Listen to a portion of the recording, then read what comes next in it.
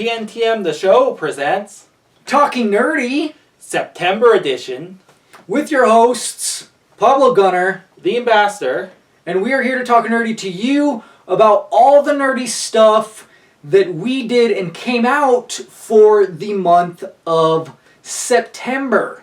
Starting off, our grade scale for a lot of this stuff, because it is streaming now, everything's streaming now, is going to be must stream. Unless it's like a movie, it'll be a buy. And then we're going to have check it out. Yeah, check it out. Worth watching. Rent or something like that. That's what we kind of wait for stream. With. And then it's like wait for stream, I guess. Yeah, we replaced the rent with check it out. Yeah, and then pass. Pass is pass. That's as worse. Yep. That's as bad as it gets. So for this month, this is what we're covering. We're going to be covering Agatha All Along, episodes 1 through 3. And then we'll talk about merch, do some shout-outs, and talk about our merch coming out next month. And let you know about our charity for the month of October.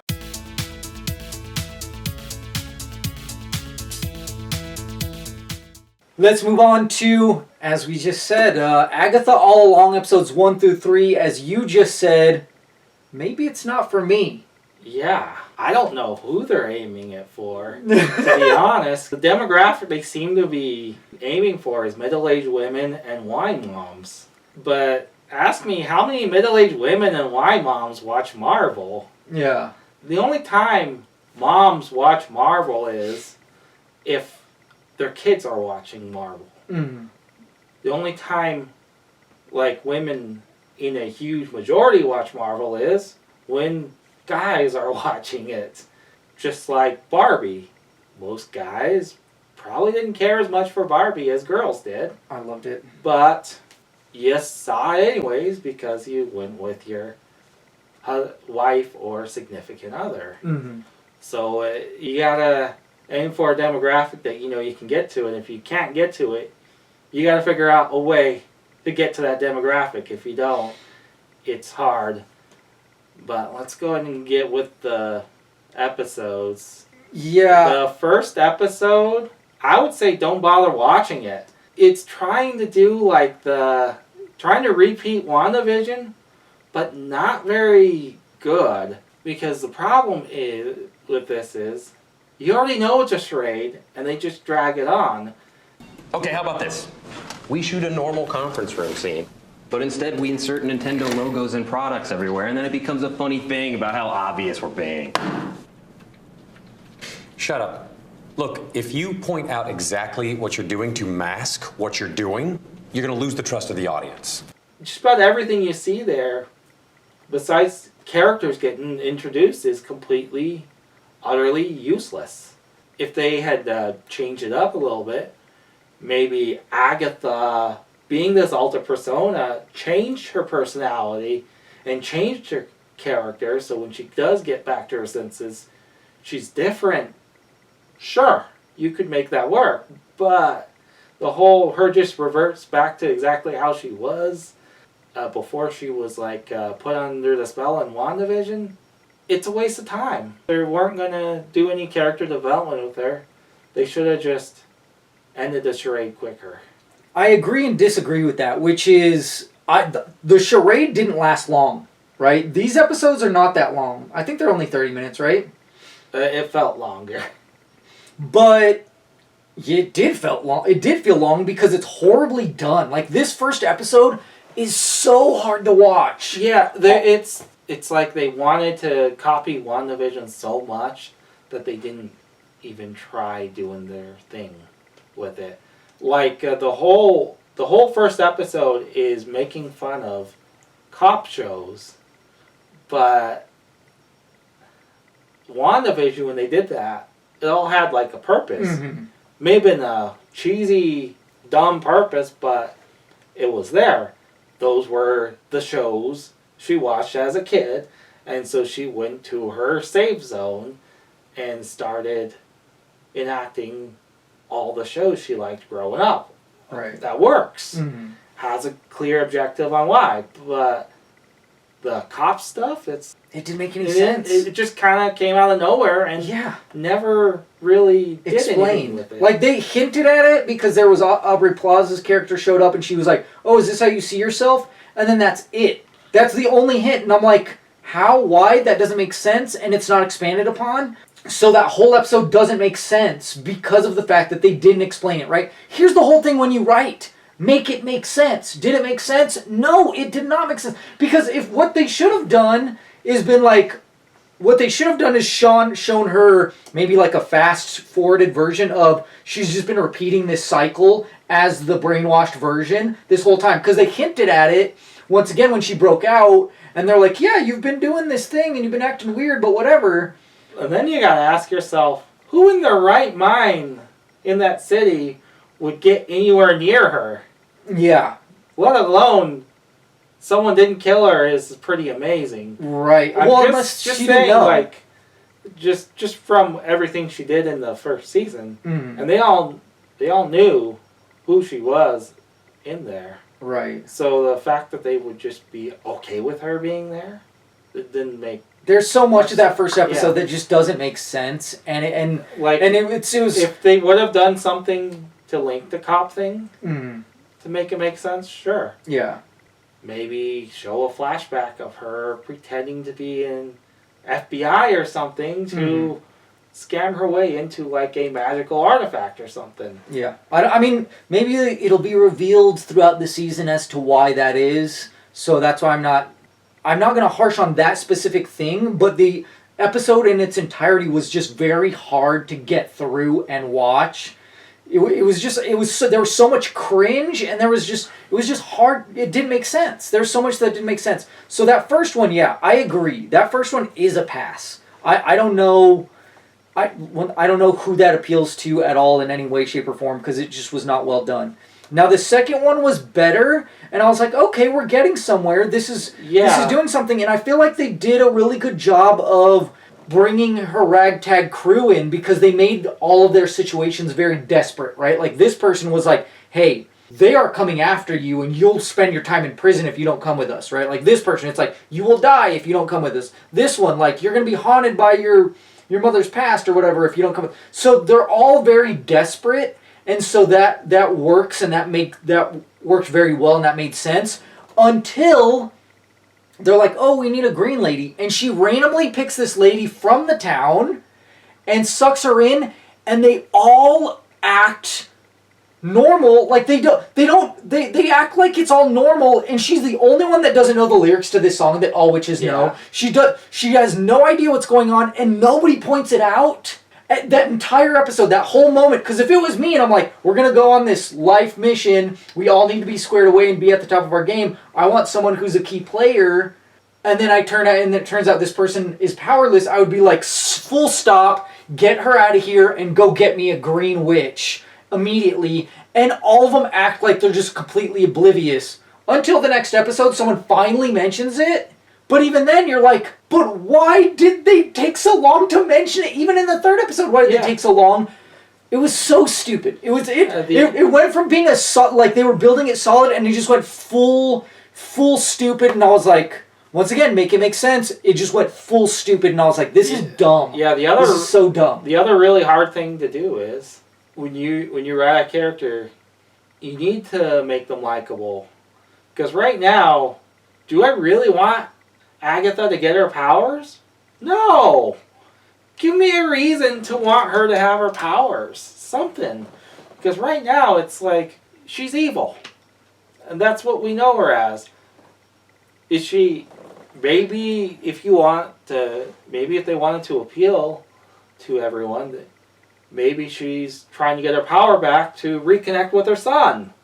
That would work. Mm-hmm. Even though they're hinting her son to be someone that he's not right now, that actor who plays Wiccan is awful. He's worse than Tom Holland. So the guy in the group. Yeah, he's worse than Tom Holland.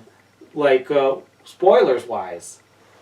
He's literally spoiled just about everything you need. Well, I haven't heard it yet. I don't know if I can, but he said he put the spell on himself, his character. Why the hell would you say that? Mm. And then also he just said he's Wiccan in the interviews as well. It was pretty obvious out there, but some things you just need to keep your damn mouth shut. We need to talk about this because Yeah. this is a huge problem with Disney. I don't know what's up with Disney, and Disney is playing this back and forth thing where they go, we're going to fire Gina Carano for the things that she put on, not even an interview, she put on the internet. We're going to fire her because of that. But then when we have people like Leslie Headland and Amanda Sandberg and all these other people for The Acolyte, and then even these people, and they're doing interviews, and they're literally saying things that are going to make you run away from this show. Disney needs to go, hey, you need to get a hold of your people and you need to tell them to stoofu, because in that case you either fire them like you did Gina Carano, or you just get them to shut the hell up and not go, this is what you don't mention. Because Kevin Feige does that with his people. Yeah. He says, do not mention any of this stuff. We'll put a dart in your neck if you start talking about it. You know, like, there's a reason that the guy that plays Bruce Banner probably doesn't have his own movie. It just spoiled the hell out of it, right?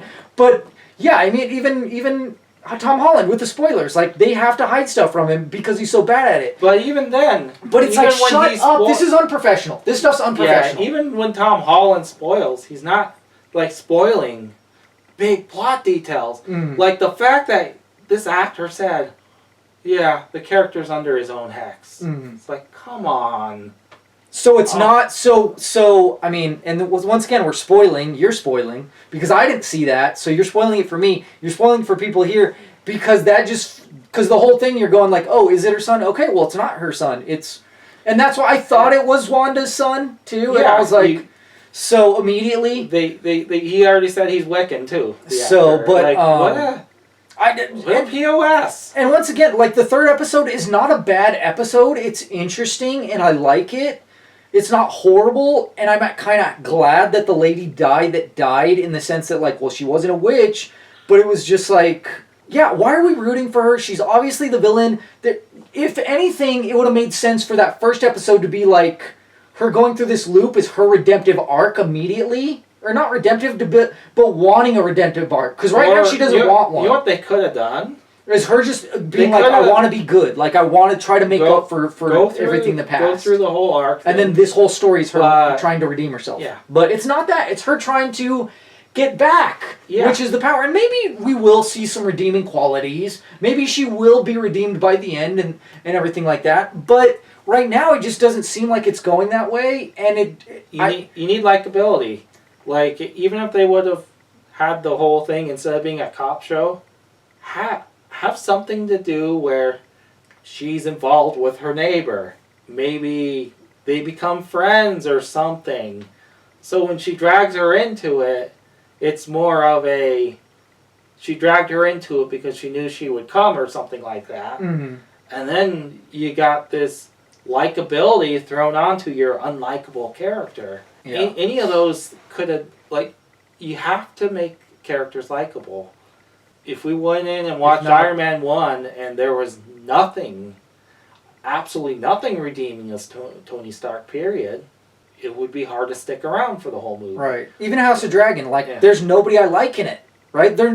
For me, there's no likable characters, and that's why I don't like watching it, amongst other things. But at least it's a well-made show. They make it make sense. Like, it's well written. So that's why it's not a bad show. That's why it's not a bad show. Yeah. Right, in comparison. But this show, like, it is entertaining. There's entertaining points, but then there's parts that just make it full stupid and don't make sense and make it hard to watch. And because there's more, I don't want to say there's more bad than good, but because the bad moments are so bad, it just brings it down so much that it wouldn't be a pass for me because I'd still be watching it, but I feel like I don't know. I'm like, unless you're the target audience, I don't know who the target audience is, so I can't say. At best, it is worth checking out, but, like, I feel like most of it is a pass. Like, especially that first episode. I don't think it's worth trudging through it right now.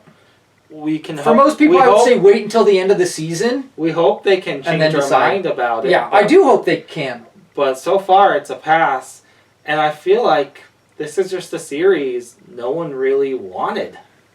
That's something else I'm seeing online, right? Is they're going, the numbers, 9.3 or 9.4 billion viewers or million viewers. So where's the people that didn't want this? I'm one of those people that didn't want this. I'm only doing this because of this, right? Or let's I don't care about. I will insult those numbers right now. That is an international number, and that's not very good as an international number. Let's compare it to a Penguin. Penguin's on HBO and it's on Max. It's about half the viewership of Amazon Prime and 50% less than Disney Plus. Yet it put out about the same numbers, and the numbers they reported were U.S. domestic. Okay. That's pretty damn good. If you're going to be like Max and bragging about your show, people understand, because you just beat a bunch of shows that are like putting out international numbers, and you're putting out domestic numbers. Right. Look, as a forward, I want to say that we loved the Marvels. Our entire crew loved the Marvels. This has nothing to do. None of this has been about being against women. I feel like all the actresses in this show are top notch, but what they're giving, the writing they're given is subpar. The direction that's been done with this is subpar. That's the problem with this show. Yeah, they put money into it, and once again, a lot of these things that's the problem, is that people are spending way too much money. And even like with Rings of Power, you're spending way too much money when people spend way less. And I go, inflation, whatever. Yeah, okay, I get it. But still, there's ways to find things cheaper. How are you getting like a show like House of the Dragon?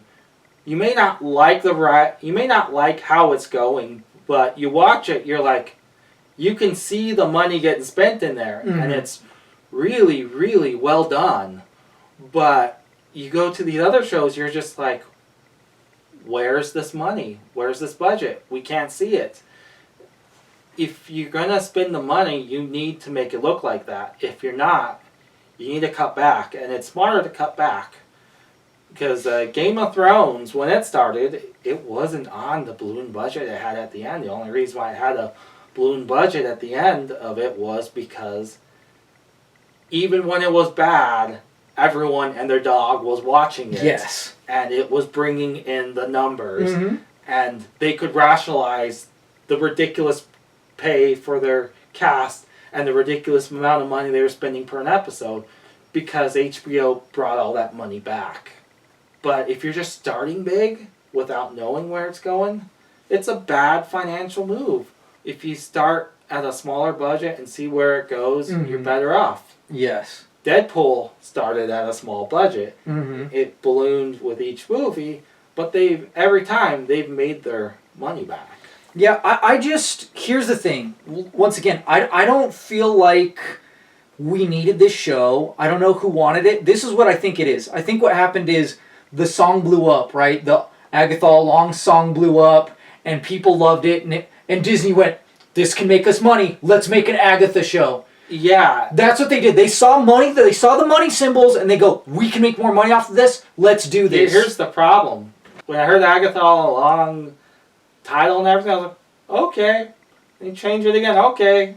Thought nothing of it. It's been so long since WandaVision aired, I even forgot about the song. Like, I had to be reminded of the song. So it's not a big deal if you didn't get it out in time, if you're going to go off of that gimmick. I just feel like this isn't the show that should have taken place after WandaVision. The show that should have taken place after WandaVision should be Vision Quest, right? Like, that was the biggest, to me, that was the defining moment in that show, in that finale. Obviously, there's hers, which they just repeated a lot of it in DS Mom. But at least for Vision, he got the memories of the previous Vision. And to me, it would have made more sense to go, let's do another WandaVision-esque show, but with Vision now. That makes way more sense. And him rediscovering himself and everything like that, to me, that would have been phenomenal, right? Yeah. Because we never got that originally with the original Vision even, right? Yeah, or the fact, it would be interesting, how is he gonna react to Tony Stark's death? He's gonna have to figure out some way, because I don't think the Vision in WandaVision knows Tony Stark is dead. It just There wouldn't be any reason for him to know. It just feels like it's in a disarray, right? Yeah. Like Marvel just feels like it's in this giant disarray at this point. And because you and I, we are both fans of Marvel, of the Marvel movies, of Marvel Studios, whatever. We want them to do good. We want the show to do well. It's not, and that's the saddest thing. So once again, like I don't really know. I've heard that that the gay community loves the show. Just because he has a boyfriend, and I guess there's some gay vibes between Catherine Hahn and Aubrey Plaza's characters. Some gay vibes? Come on, that was like almost like the scene, the exchange between them. If I just feel like it felt, I don't feel like it was that heavy-handed. I'm just saying, like, I don't feel like, once again, I'm not one of those people that's like, oh, they're pushing an agenda. No, they're not. They're not pushing an agenda. There's not an agenda being pushed. I don't think it's getting pushed. I just thought it was just a thing. Really weird scene. I liked it. Where it could have been done well, but I think it just kind of dragged a little too long on it. And then on top of that, you need to give your characters the right motivations. Everything the Aubrey Plaza character's done doesn't really add up. If she really wanted to kill her, why didn't she do it while she was in the trance? Because she...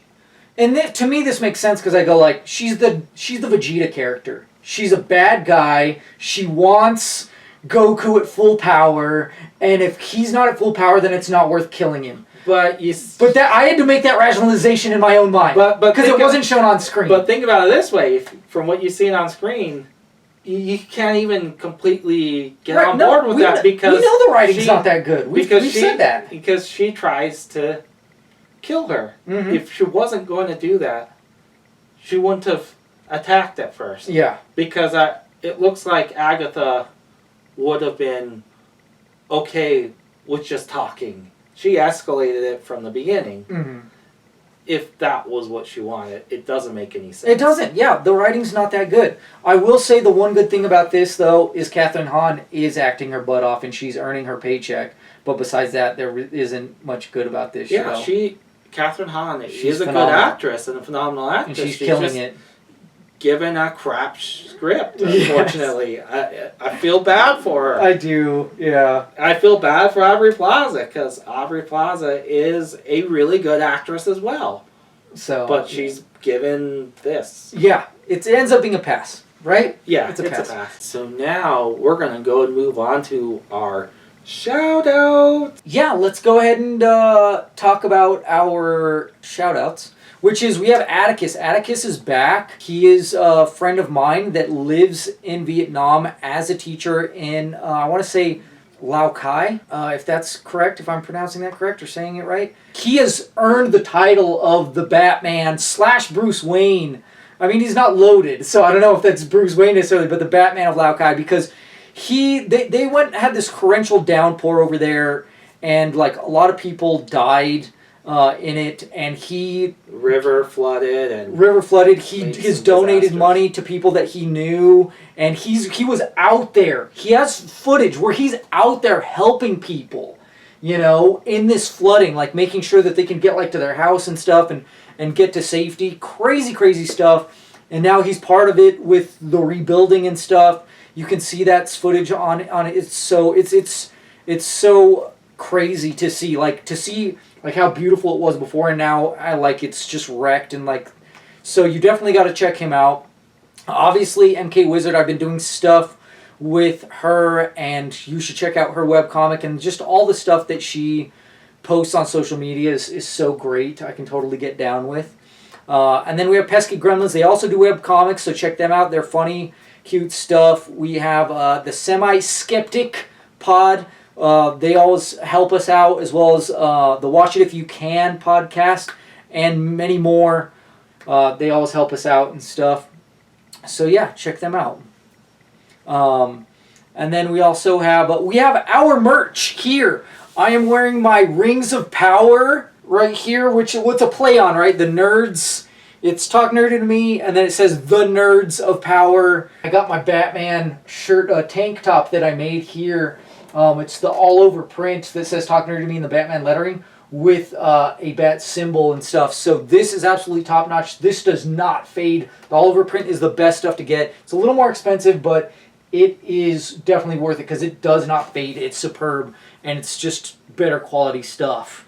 And then I have a Halloween shirt. Yes, you can. We're going to be putting out Halloween merch for October, obviously, because it is Halloween month. So we're going to be rolling all that stuff out. So get this stuff while you can. Oh, also, hey, I forgot about this. I also have this the White Power Ranger leggings, which is really top notch, that Slay J made. And I also have these underwear, which is the Finish Me Mortal Kombat boxer briefs that look phenomenal. They are so great. They're so comfortable. They don't have a pee hole, but they are super comfortable and they're great. I feel like I'd even wear them as like swim trunks because they're like so thick and sturdy. But yeah, I love this stuff. It's so great. So definitely check it out on our store, TNTM, the store. That's where you can find it. Look it up. We do a charity every month. For September, it is suicide. It's for suicide prevention, right? And so I think we might actually have some money to donate because we did make some money off the merch this month. So we need to do the math and see if we can donate that stuff before the end of the month. For the new month, for October, it's going to be Breast Cancer Foundation. Yes, the National Breast Cancer Foundation charity, because it is Breast Cancer Awareness Month. Save the tatas. Save the women, but yes. They've I know that's a slogan. They've actually like made shirts that say "Save the tatas" that do raise money for breast cancer awareness. So help us, help them by buying some of our merch and stuff like that. And everything you do helps. We've been climbing. We've been getting more and more likes on our Facebook. I think we might already be at 44K. It's crazy. We're going to do a giveaway at 50K. We're going to do a giveaway of comics, video games, graphic novels, merch. It's going to be a blast. Can't wait for that. And that one we'll be doing, obviously, on Facebook. And then once we hit 500 subscribers for YouTube, we're going to do a giveaway as well. We're inching there every day, every week, every month. That's it for us, right? Yeah. Stay nerdy, planet Earth. Talk nerdy to me.